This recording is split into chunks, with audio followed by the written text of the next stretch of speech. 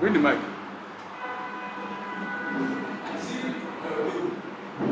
It's on my table. I gave you yesterday now. Okay, Stephanie. Okay, so we stopped at some and some ifs.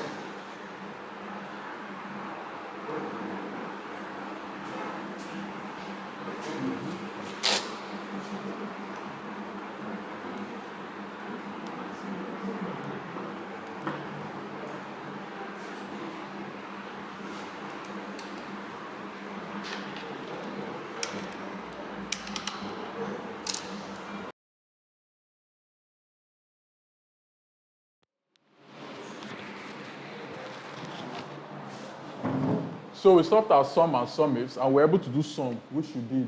We did some. So we were having issue with some ifs. Okay, so the way the sum if works is it allows you to do a calculation with only one condition. Let's look at this example. So in this example, we have our salary and our job title. Our job title.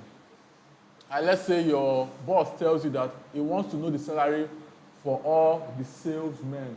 Right? He wants you to do a sum of all the salary for all the salesmen.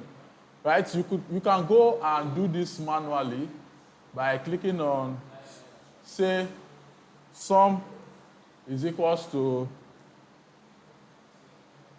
then you can go and look for salesman, comma, manually. Are you seeing it? We are doing this manually for now. Okay, comma, and the last salesman.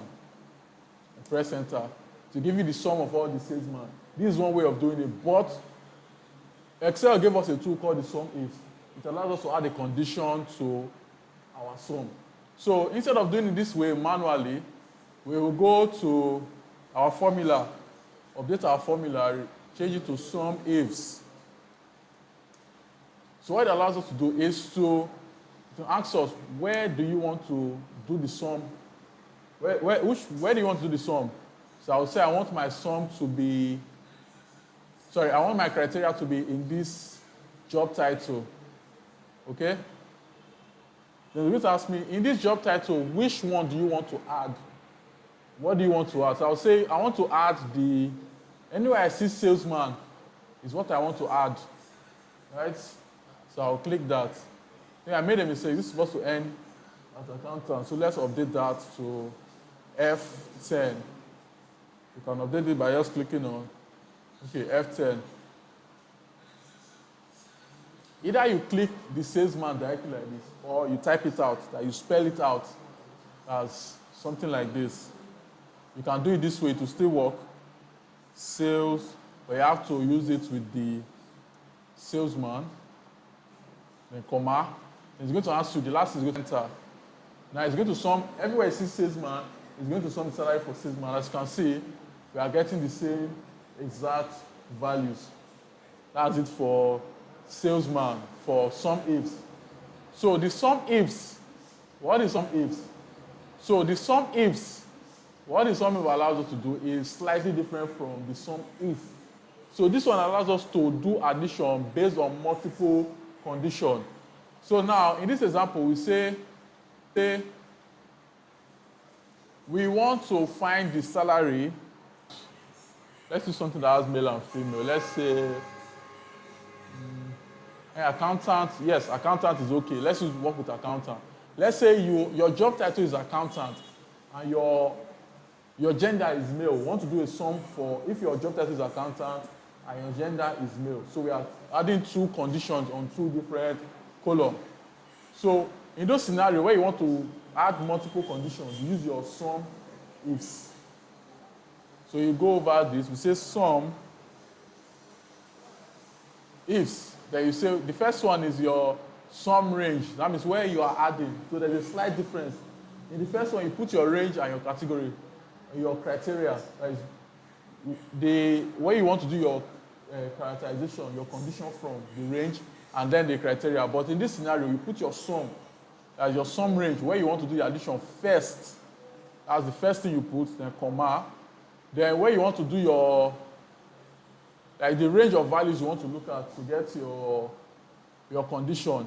So the first one I want to look at is your job title. We say job title, and if your job is, these are all the possible job titles, right? Salesman, receptionist, and so on and so forth. I want to say if your job title is accountant, we will we'll do a calculation. So we'll sum any job that is accountant, okay? So that's the first condition. Any job that is accountant is going to be summed. So the second condition we want to do is, if your job is accountant and not or, that means you have to be an accountant and go to the next sum range, and your gender has to be, let's say male for this example. Your gender has to be male. Like I said, you can also type it out. As you can see, if I over this, you see in the E2, at the top of you see male. It's not really looking at the reference itself. It's looking at what is inside of the reference, which is male.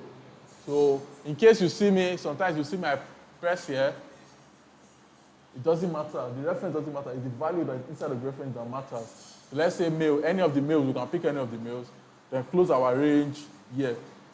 So when we do our summation, you get all the employee with job title, accountant, and gender male. So let's look at it. The only accountant that is male is 42,000.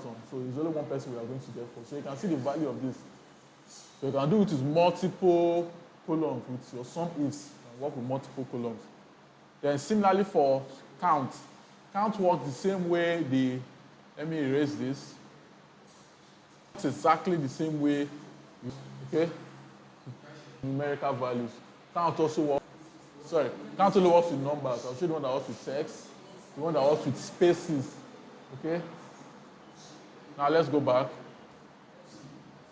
So let's do the counts. So we want to count how many age we have in this particular data. Or better still, let's count the numbers of employee using the employee ID. So we take our mouse, go over to the numbers of employee, select everything, then press enter. It's going to count and tell us we have 9 employees, okay? So let's do the same thing with the ifs. So we want to count the employee with, let's say, gender, or the male employee that we have, right? So this is what we are going to do. We now use the if function. So if, count if, only count values if, so we'll go over to our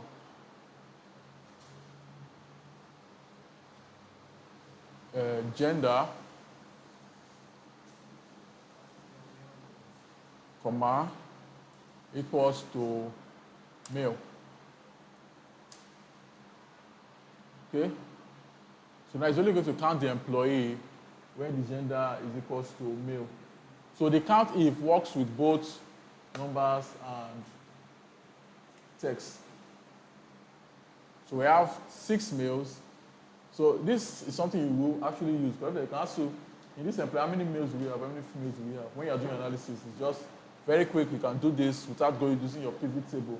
It's just a quick look of your data. When you're doing it's called data exploration.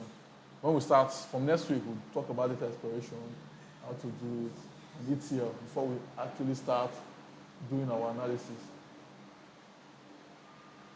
So this is how you use your count if. Then next one we have is your count ifs. So now, in this example, we only worked with the column gender, right? So in an example, we want to count the gender that are male and the age equals to 30, for example. So we use our count ifs. If count ifs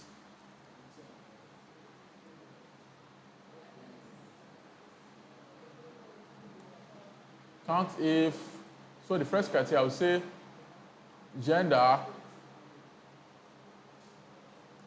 is male. Let's say all the males.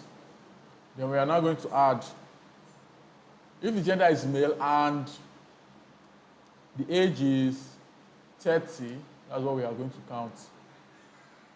You can have multiple of these conditions, so press enter. So you're going to count. All the males that are 30 will be just one. Yes, only one male is 30. we are going to get just 1. So you might ask yourself, how do we count text? If it's a text value, how do we do that? The way to do that is by using another function called count, which I did not add. Let me add this one. Count A. So this means count alphabets. You say equals to count A. Then you go over to, let's say the first name, select everything inside of there, and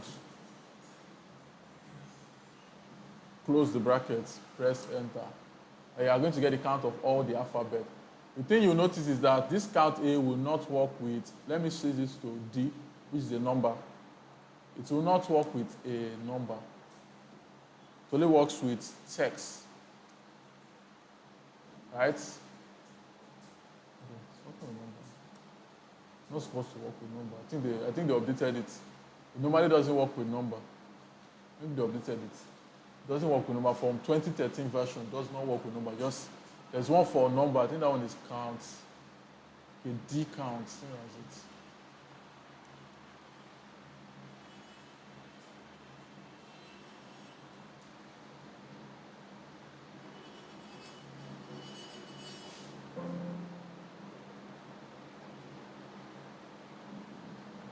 It's in database count.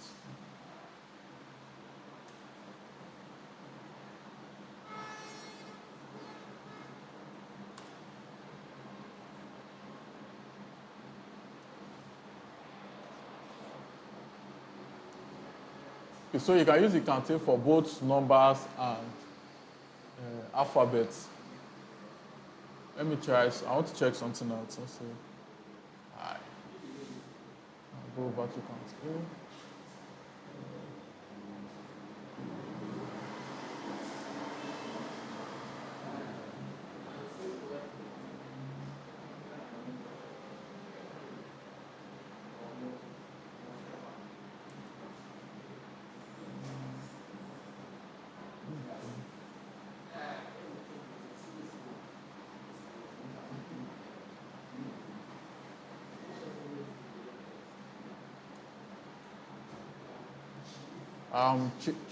Checking something. There was one for separate.